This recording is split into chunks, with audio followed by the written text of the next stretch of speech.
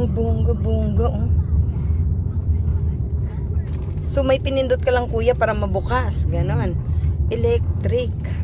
Ano to? Anong pangalan nga BYD? Anong... Best tune.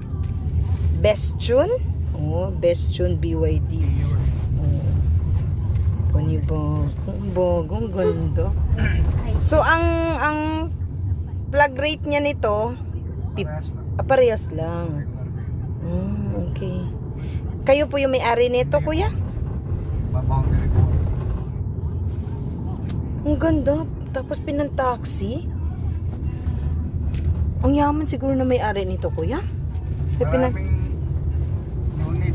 Ano to? Kumpanya? Toyota o company. Ang Toyota di gasolina. Okay. Yung isa nito, electric, kanina lang tumakbo. So mga isang araw itong i-charge? Hindi Hindi naman. naman. Ang ganda, ha? Kaso hindi pwedeng malayuan to, kuya. Tagaytay pwede. Hanggang Bakit Tagaytay. naman mga karating, kaya lang, magcha-charge ka na pagdating mo ng bakit. Okay. Yun lang ang nakakatakot. Pero, May ang ganda. portable charger naman din.